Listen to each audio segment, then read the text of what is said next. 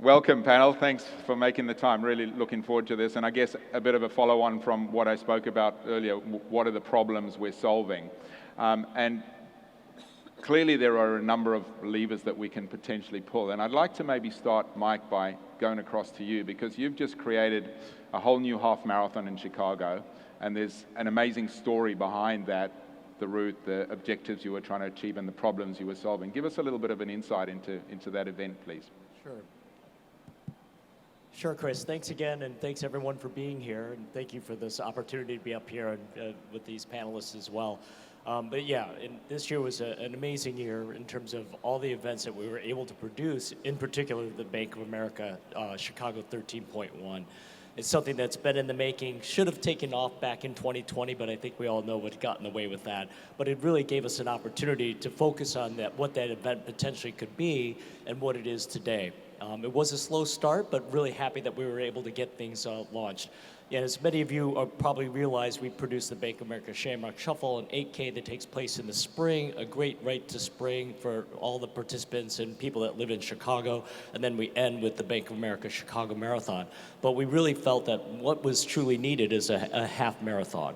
And the simple thing for us would have been to be able to start and finish in Grant Park, downtown, in the lakefront, in the business district, versus going somewhere else more challenging. And we said, you know what, we need to do something different. We need to differentiate ourselves, but differentiate in terms of what can we really do to help support our community. And be able to take this event and go to the west side. So for those that aren't familiar with Chicago, we have a lot of issues on the south and west side. So there's been a concerted effort to be able to focus on resources and creating events and getting the communities involved. So we said, you know what, let's take the event and let's bring this out to the west side. So it was very challenging from the participants as well as volunteers. And one of the amazing things that we knew it was going to be an amazing experience, but what we heard from the participants and people that live in that area were a bunch of thanks in terms of thank you for recognizing us. And recognizing really just impacted all of us in terms of we were able to do something different, but in a different way and a different impact. Thank you for creating something that we people in our community don't always have to leave to go somewhere else to have opportunities be included.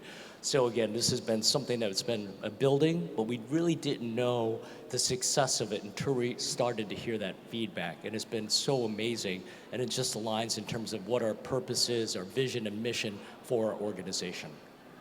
Thank you, Mike. Let's move community to the end of the panel, to Carol. And poor Carol arrived late last night. Her suitcase is still somewhere between here and Australia. Carol from Parkrun obviously built a massive community, but you've had a little pivot recently, and I know Tom's going to talk about that in the next couple of days. I think he's on Saturday. But you recognized that people weren't returning. You created Park Walk, an opportunity around that. And then also, just whilst we talk about that, talk about volunteers and the opportunities that you are creating for volunteers beyond this kind of, we often think, volunteers are free labor, contact them, get them to come along. Just talk about the volunteer story and how that kind of played into the evolution of the walk as well in terms of solving a problem. Yeah, absolutely. Can you hear me? Yeah. Yeah, so apologies for how I'm dressed, but I am dressed as you would go to Parkrun, so I think I'm representing the brand here. Yeah, look, we've gone through quite a transition with volunteering. We started Parkrun, it was back 18 years ago. Right from day one, we've had volunteers. That's been a constant at Parkrun. What has fundamentally changed is how we see volunteers. So at the start, I guess volunteers, we didn't put a lot of effort into it, didn't put a lot of focus. It was kind of a necessary evil for events to operate. Then we started to hear stories. People were telling us, I volunteer and I'm meeting new people, I'm using skills, I'm feeling healthier, I'm happier, I'm having fun. Like, volunteering is really, really good fun. And that was, I guess, a really insightful view of what volunteering brings. And we did basically a flip on how we see volunteering, so that now at Parkrun, we don't talk about participants and volunteers. Everyone is a participant. So a volunteer is absolutely treated equally alongside our walkers and runners. And I think that's really key for us in terms of how we were able to come back after our COVID, after having lockdowns. Our participants, our volunteers and our walkers and runners are all part of a community, and everybody came together, that community, to enable us to come back for lockdown. And now we see, just over this year, 2022, 1.6 million instances of volunteering. And that's significant, not just because it's a big number, but that's actually the highest number of volunteering instances that we've ever seen. And when we ask people about volunteering at Parkrun, they're doing it because they absolutely love it. They're not doing it because they feel like they need to give back. They're not doing it because that they have to do it. They're doing it because they want to do it, and that's what we should be doing with mass participation in athletics. Volunteering should absolutely be part of your participation, about your health and well-being.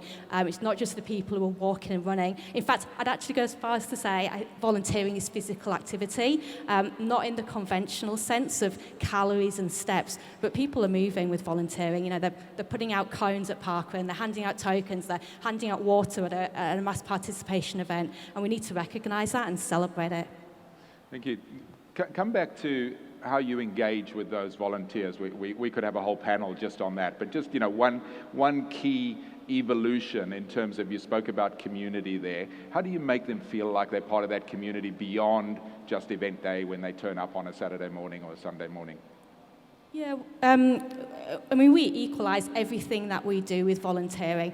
So if you go on our social media, for example, have a look at a Parkrun Facebook page. We celebrate our volunteers as much as anyone else. We've got stories.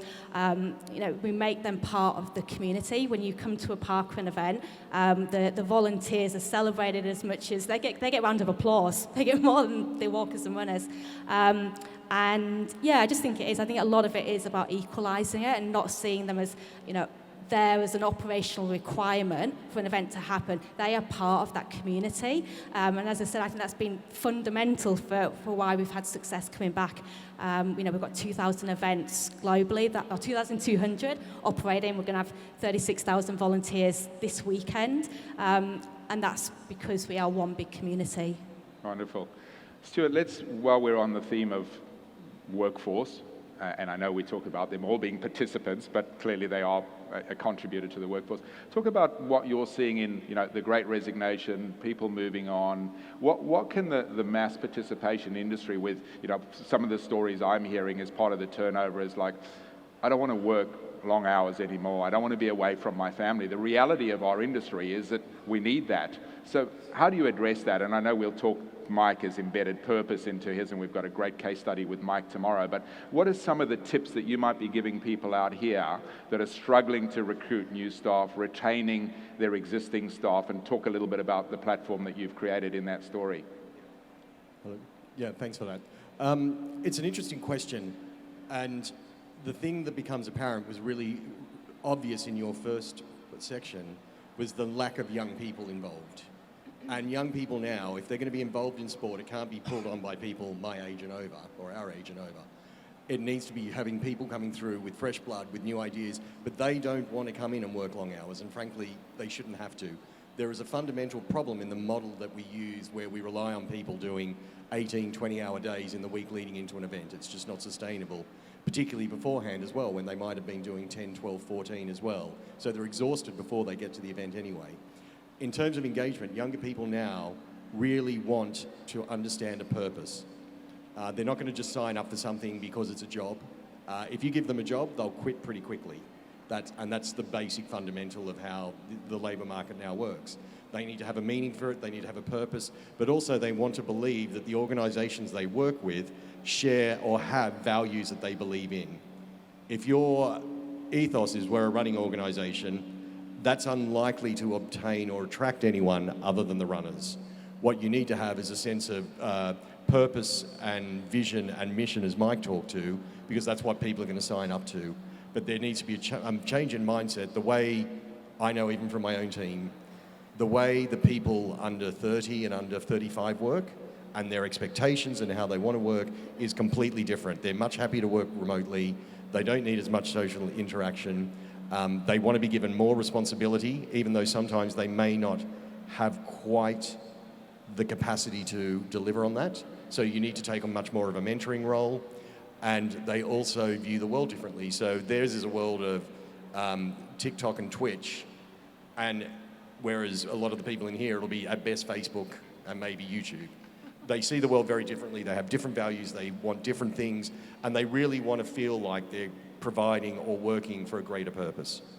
Thanks, Stuart. And one of the things we hear is that there's, you know, the longevity now of staff as they're going to turn over in 2 or 3 years and move on to something else. Is that the truth? Is that a misnomer? Or how do you, if you are like someone like Mike and Chicago Event Marathon that's really got, Chicago Event Management, sorry Mike, that's got purpose really embedded in their organization, are you seeing that contributes to longevity, or is this just something that we need to expect now, that you're going to have this constant rotation of people moving through, and with it presents an opportunity to bring in new people, to bring in new ideas, as you touched on? I think the jury is out on that at the moment, because there's a bunch of different parameters that are impacting that. The first is COVID made everyone reevaluate what they wanted. Yeah. So companies who don't work and provide the opportunities for people to work in the way they want to, be it remote working, be it more flexible hours, will impact that. And so it becomes a question also of what companies and organizations are willing to do in order to keep their people on board and happy. Particularly for younger people, if you're not continuing to challenge them, if you're not continuing to provide them with a path or a development path, they're going to walk. Money will be important, probably less so than it was. But what we also see is, and this has been correct for generations, not just recently, the older you are, the less likely you are to walk to another role. So if you really want to be bringing in people and bringing up a new generation of people to come in and work in sport and work on in your organizations and your events, you need to put in place a different structure that allows them that gives them a reason to stay. If you don't give them a reason to stay, they'll walk. Mm-hmm. Thank you. We've spoken about young a lot here. Let's come to the young end of the panel, with all due respect to our 2 people in the middle, 3 people in the middle. What I always try to do at MPW is see how we can look over the fence. What can we learn from other industries and other sports? You've done some amazing work with Portas doing research in other industries.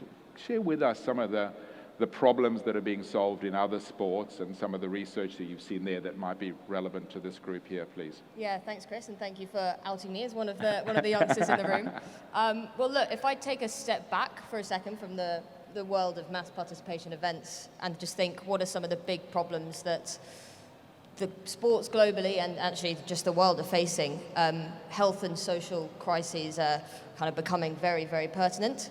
And what has become increasingly, what kind of those stakeholders are increasingly realizing is the importance of sport and physical activity in that, and that has been exacerbated by COVID for sure. And I think just then going back to mass participation events, I think what's really not yet recognized is the role that mass participation events can play in that world. And you touched on it quite a lot in your keynote speech, but actually if we look at the data that exists so far, and it's limited, as you said, but the number one motivator for people to participate in mass participation events are quite often to relieve stress and to get fit. And if you look at the flip side, as you were saying, people who participate and spectate and volunteer, as Carol was saying, in those mass participation events are actually more likely to become active, become part of the community.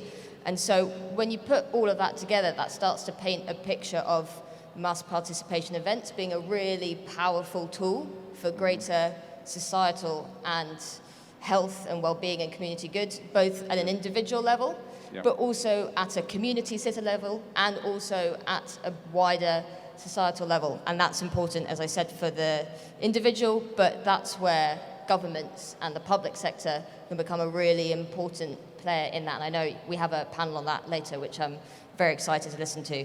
And then if we agree, and I think we should agree, that mass participation events can be a really powerful tool in that space, then I think the next question becomes, what can mass participation events do in order, how can they be designed in order to maximize that impact, and how can we continue to demonstrate and collect data to ensure that impact is really understood? Wonderful, thank you. So some great takeaways there in terms of this amazing power that we have at 3 different levels: individual, societal, and community. Talk about then some of the research you just involved in a project with, I think, rugby and was it badminton, or there were a couple of sports that you were involved in the UK. Are there some learnings from there that you think might be relevant to this audience? Yeah, exactly. So not exactly in the world of mass participation events, but a very similar kind of problem is that these sports, team sports, they were getting loads of kids to play, and this is something, again, that you spoke about in your keynote speech, and they had very anecdotal evidence. We know that kids love playing rugby, kids love playing football. We want to demonstrate that, we want to get more funding, we want to start a conversation around how important physical activity and being active is. And there are these 5 individual sports, and they actually came together and said, as a collective, can we be a collective of team sports and show the benefit that we have to the society, and start a conversation and get more funding for us. And so that's exactly what they did. They came together, they collected data together, generated new research, new insights, and what that did was exactly those 2 things. Started a conversation with government in a way they weren't able to before, and collected kind of new data and really quantified that impact. And I think if I was to pick out 2 learnings from there, I think one, I've already spoken about the importance of data collection, something that you spoke about as well, the data that had to be collected from people who don't participate, people who do, in a long time, trying to get an understanding of the motivations, the barriers, the benefits at that individual level. And I think the second thing is collaboration. I think if football had come to us and said we want to do this, I think we would have probably struggled. It's quite a smaller ecosystem. But football plus the other 4 sports together, we're really able to come together to collaborate, share knowledge, but also create a much more powerful message. And I know that's something that you're particularly keen about as well, but can we think about, and I was speaking to Mike about it as well, can mass participation events actually collaborate together to help tell that story? Not just my event that does this, but it's actually all of our events together that create this impact for society. It's a great insight for me is so 5 sports that you would traditionally think might be competing for the same space, same participants, coming together and saying, let's work together. And if I go back, and obviously I date myself, and there's a few here that will remember those days, when I first came into the industry, the way we used to market our events was handing out flyers at the finish line of other events. What were we doing? We were fundamentally sharing our databases, weren't we? But if I went to someone now and said, do a campaign to your Facebook page and do an EDM to your database, can't do that. Privacy things and all sorts of other problems, and we're going to explore that in the data panel later on. But this ability to look at beyond our little myopic little world of our own race, using current terminology, to look at the ecosystem, to collaborate with people who you see as competitors, to build a bigger pie that we can all benefit from, or as we are in here in Asia saying, build a bigger rice bowl for us all to eat out of. Thank you. Wonderful. Caroline, let's come to you from a brand perspective. Sure. And you've got many great strands to your experience. Standard Chartered, as I shared, Formula One, golf, to name a few. What are brands looking for? What problems can the industry solve for brands? Thanks, Chris, and thanks for the invite. Delighted to be here. So I've been fortunate enough to spend the last 15 years working on the corporate side. Before that, I was on the organisation side, on the rights holder side in Formula One in Australia, and then I moved onto the corporate side. So I worked with Swiss bank UBS, who sponsored Formula One, had quite a robust sponsorship portfolio. So Formula One, art, golf. Then I moved across to Standard Chartered as Global Head of Partnerships. And their main partnerships were marathons. Standard Chartered is involved in 10 marathons across the world, which I'm sure all of you know that, and also Liverpool Football Club. So when I came into those roles, the first thing I would do is basically a review of how well those different partnerships were performing. And the way that I would do that, there was a very prescribed model, and that model has actually changed. It started with 4 main pillars, and none of this is new to any of you, but from a corporate perspective, because of us having to report back to management, etc., we needed to make sure that our process was very, as I said, robust and refined. So the 4 panels that I would look at, and I would try and work with a marathon organiser, for example, the first one would be brand. So what is this platform doing for my brand? Is it a good brand fit? Yes, because we're already in that partnership. What is it doing for my brand? Is it helping my customers, clients, runners, etc.? Is it helping them know me?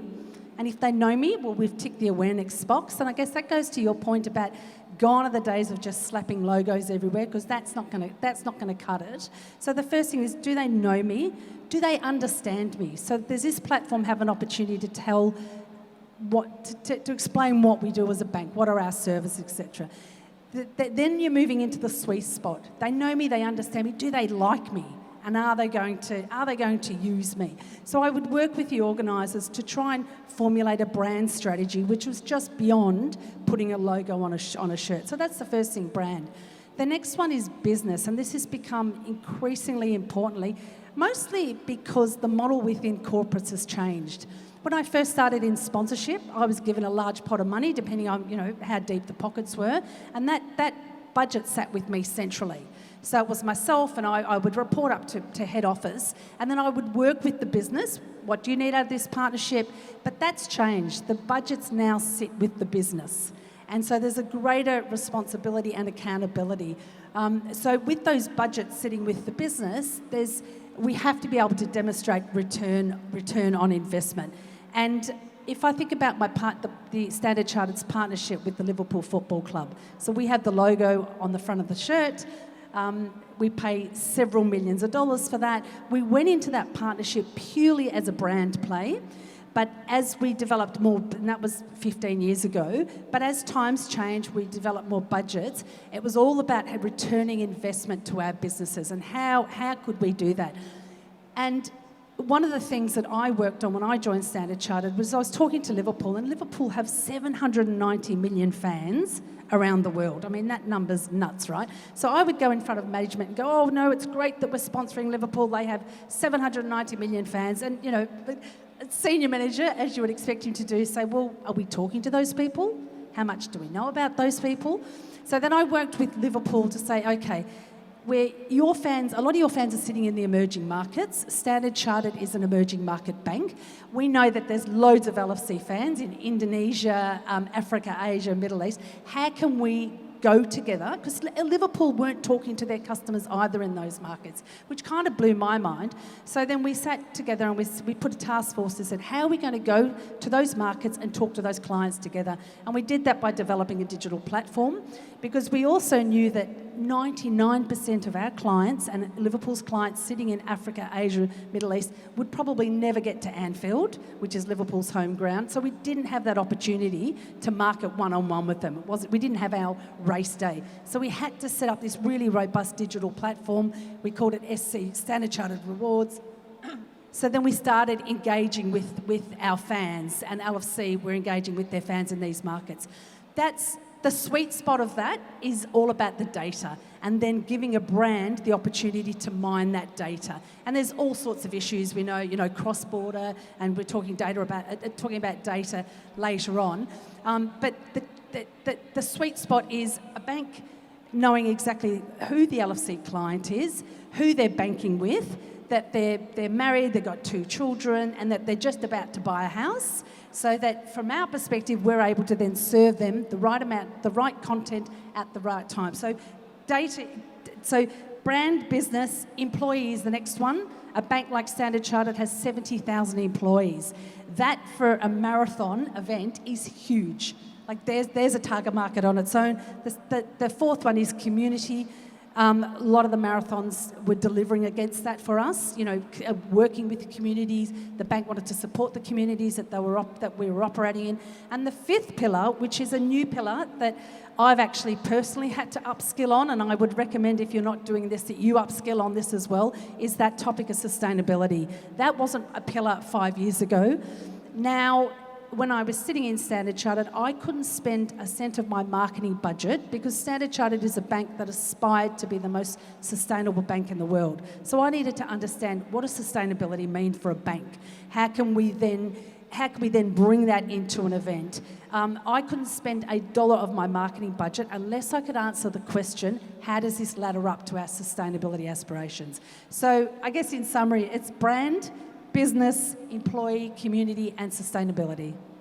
Thank you, Caroline. I'm certain that everyone in the room must have got some tips out of that. And with that sustainability, a perfect segue back to you, Mike. And before I do that, I'm just going to ask the tech team, can we get some microphones ready in case we want some questions from the floor once Mike's followed up on this next questions? Just have a couple of microphones ready on the floor. Mike, sustainability is a huge passion of yours.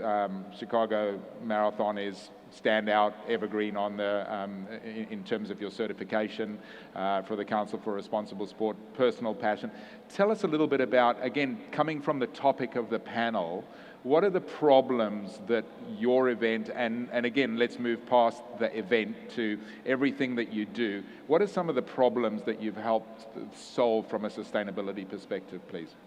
Yeah, sure, Chris. In terms of the bigger picture, in terms of what we're trying to accomplish and solve is sustainability in general. This is something that we've been incorporating into our events and the way that we work and through our events and the work in all the different races. Obviously, there's a lot of work, and I think we all have a responsibility to be more mindful when it comes to sustainability. I think there's a lot of work that we have to do. We've been doing this again for 10 years. It's been a very long journey. It's like drinking from a fire hose. Of course, you want to dive in and try to do everything as quick as you can and try to address everything, but we know realistically you can't. But again, when you take a look at the purpose value, and try to sell that into our team and our staff, that's something that the younger generation is very passionate about, and as well as our partners, our brands, our communities, event staff, volunteers, as well as participants. So we want to make sure that everyone's part of that journey, and I know it does align with so many people and all of our stakeholders that are part of our event. And just real quick, and we do a number of things to make it realistic in terms of our approach. We'll take on different initiatives, at least 2 to 3 each year, and then continue to build off of that so it can be realistic, it can be measurable, and then we continue to build that year over year. But then we introduce and challenge our team to be able to do something 1 or 2 new initiatives a year, start something different, and continue to build that. So very similar in terms of when you try to get new team members, and it does take a lot more work and effort, but when they understand the purpose and what they're trying to achieve, and they're along and doing it by our side, do they actually put more effort into it? Whether it's our staff and the volunteers and the extra work and effort it takes to collect the millions of cups on the course from our aid stations that we take to go to a commercial composter that goes to make soil, then we collect that and recontribute that back to our parks. They're willing to do that extra work. So that's just one example. And in terms of, from an education standpoint, then we show in terms of the entire process of sourcing the compostable cup, sending it to a composting facility, showing the process and how it becomes soil, and then later down and months later, taking and purchasing that soil back and donating it to the parks. Are they, again, by our side, working with those parks, integrating it into those communities, and getting other community partners involved to help us out. So again, when we're able to tell that closed loop story, it's incredible, it's powerful, and it's something that we continue to do year round. So it's not just activated during the one time in an event, it's carried throughout the entire year, and there's so much pride by our volunteers, our community partners, and our staff to be part of this. It's incredible. But there's, as you know, there's so many other things that we built off of that one one model, from bottles to fabric to blankets to boards, and there's so many great things that we've been able to do. And then you get the enthusiasm and so many people that want to contribute to those ideas. And now it's the opposite. There's just so much more information coming to make it even easier. Now we want to take on a lot more, and we have more bandwidth, we have more resources and partners, and now we have partners and sponsors that want to try to support us because they need help in saying, here's the challenge, can we work with you to partner to be part of your solution? So again, it's been a very tough to get going, but once it gets rolling and people are aware of it, it's amazing in terms of how that alignment and that purpose really gets everyone on board, not just staff, your participants, volunteers, and your partners as well. Mike, I love that, and you know, you spoke a number of times there of stakeholders and community, and I think, you know, I touched on it before, is I think so often we sit in this little kind of silo of this focus is on the race. How often do we bring all of our stakeholders together? And, you know, it was something I used to try and do way back. You know, we'd have sponsor workshops, we'd bring everybody together, but my sense is it's not everybody that does that. And this, you know, the power of 1 + 1 equals many, many more in terms of bringing that together is just so important and such a lesson. Yeah, Stuart, you've been nodding a lot there. What strand would you like to pick up on from what Mike's been saying or Caroline's been saying? And then after Stuart, we're going to come and get some questions. So if you've got any questions, pop your hand up. Well, I think what we've heard here is sort of a lot of really good information sitting in disparate streams. And what goes through my head as I listen to this is, actually, what we need to be doing, or what people should be doing, is if you have an event and the event happens every 6 months or every 12 months, you need to take time out after that's done and sit down almost with a sheet of paper and go, okay, what are all the things I need to think about? What am I doing with my sponsors? What am I doing with my community? What am I doing with my workforce? Because if you don't have that broader strategy and you just keep thinking about, we're going to have a race and 50,000 people compete, you're going to miss those opportunities. Without having a vision, it's almost like going on holidays. You don't just go to the airport if you don't know where you're going. You need to have that view of where you want to end up, and you need to think through all those things. And to touch on a point you talked to, and I think also you have as well, you need to have champions for each area. So even if you've got a small team, you need to have a workforce champion, which includes the volunteers. You need to have a champion for your the families who come along and watch, for the participants, for your sponsors. Even if it's a small team, you need to have those people who all the time, when you're having a conversation or developing new concepts and ideas, sits there and puts them in there so you're considering them.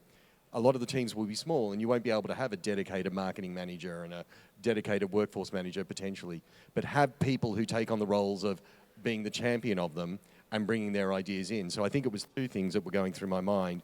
One was, think about where you want to go to. Sit down and step back from the day-to-day rigmarole of having to run an event and start with, what are we doing? Why do we exist? If you exist just to stage an event, you're probably not going to survive.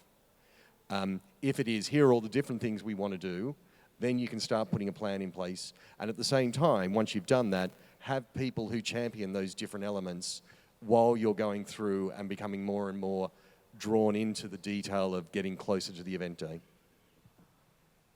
Busy writing that one down. Busy writing that one down. Lost my mic here? No, here we go. Sorry, was just busy writing that one down. If you exist just to stage an event, you're probably not going to survive. I think that's a wonderful takeaway, and I love the champions idea as well. Folks, anyone in the audience got questions? No questions? Shy audience today? No? There we are, we got one there. Have we got a microphone, please, tech team? Microphone at the back.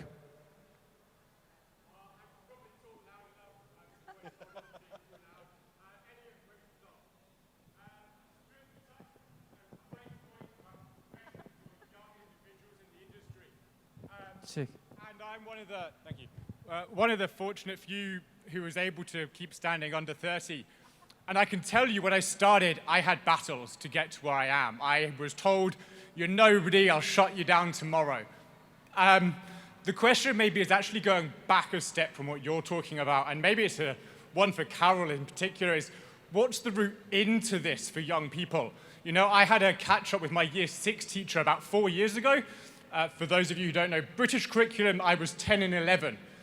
And we sat there and talked about what I'm doing now, and we laughed because this industry is never something that comes up in school career fairs, or even as a young person, you don't hear about it, you don't know about it, you don't think about it. But there are so many opportunities in the industry, in the events, in the tech.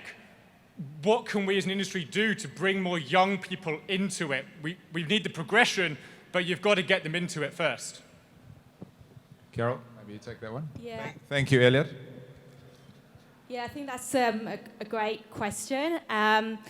Obviously, I can think from a Parkrun perspective, we've got to really break down the barriers to get involved again in the community, whether that's through volunteering. What we do, we make volunteering, if I can talk about that one as an example, as easy to get into as possible. So the roles of Parkrun for volunteering, you don't need any skills. You can be 4 years old, you can be 80 years old, you can come with your family, which is, I think that's really important. There's a lot of opportunities within mass participation athletics, but they're quite divisive. You've got to be really skilled or have some kind of qualification to do certain volunteering role. And we're trying to break that down and just say, let's make it really easy. Let's make it really fun. I think I said that earlier. That's got to be something for young people. Like, they want to get out there and do something that they enjoy, because then if they enjoy it, they'll come back to it.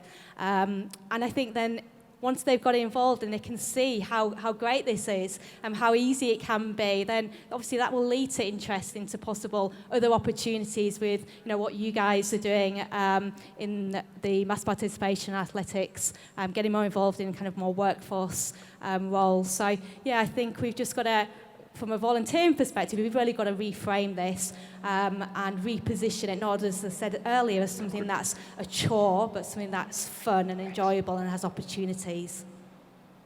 I might just add a little bit to that. I, like yourself, got involved in the industry quite young, but I was fortunate in that I had people champion me. Part of the reason for that was I don't think there was anyone else around to champion. It wasn't that I was particularly fantastic. I literally was the last one standing. When we go through, and the challenge I'd put out to the audience here today is when we go through these sessions over the next 3 days, there'll be a lot of discussion about different things like data and sustainability and concepts that maybe weren't as important even 5 years ago, 10 years ago, 15 years ago. All of those are activities now that events need to bring into their world and into our world to make the event sustainable, to get the funding that we need, to get the recognition that needs to be put in place. If you think about those as we go through those sessions, how many people do you know who actually have good knowledge and understand how each of those areas work? And the reason I make that example is people who are coming into the workforce today are going to work in a range of careers that didn't exist when we entered the workforce. And we need to find a way to bridge that gap between what we know is coming into the industry and finding the right people and bringing people into it to do that. It doesn't have to be, they don't have to come into a well-structured environment. In fact, sometimes it's better if you just bring someone in and go, look, here's an idea I've got, do you want to be involved? But allowing the opportunity, and also, to be honest, allowing people to fail a bit. If people come in thinking they're going to be pressured to get the thing right and they've never done it before, or they don't get support while they're in there, then that's going to stop people from wanting to come in as well.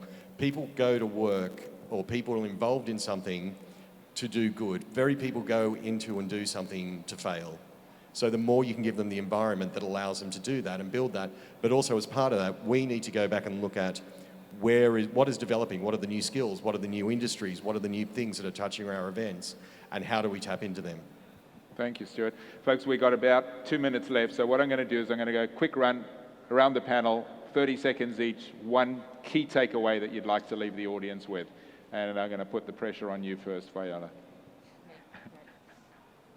I touched on this before, but I think the collaboration, the power as a unit of mass participation events to collect data, enact change, make the case for change, rather than having Singapore Marathon doing their thing, Bangkok Marathon doing their thing. Can Singapore, Bangkok, Kuala Lumpur, can you have a Southeast Asian mass participation event community that can come together, collect data, rather than having a one-off event, come together and have a unit of events. So I think that collaboration, both at a data angle, at a event participant angle and at a kind of case for change messaging angle.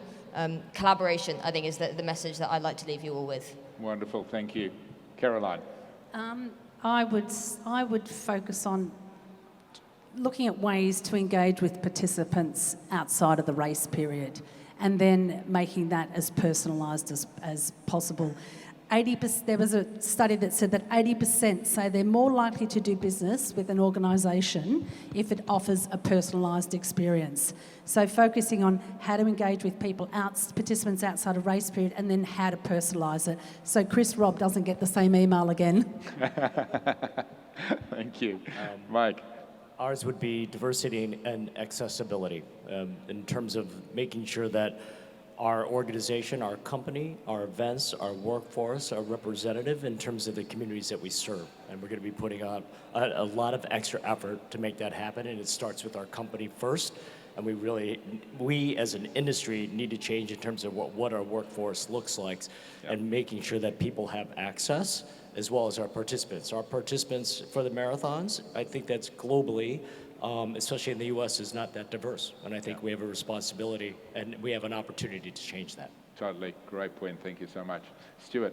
I'm going to speak in two parts. One is, first, have a purpose and strategy to support that. So understand why you exist, understand what that means, understand how that relates to your stakeholders and your sponsors, competitors, your workforce, so that all comes together, but also understand how you're going to achieve that.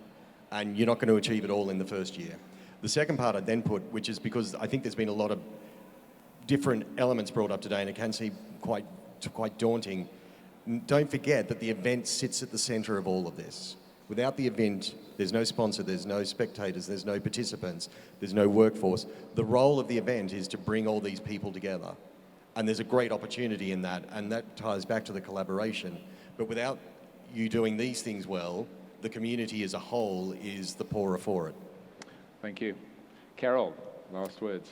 Yeah, I would definitely say collaboration, and then what I'm going to add to that, again, just looking at it from a volunteering perspective, is I think all of us need to start to look beyond the participants that we already have, and talking to them about getting involved in volunteering, not recycling the same sports people and mass participation people.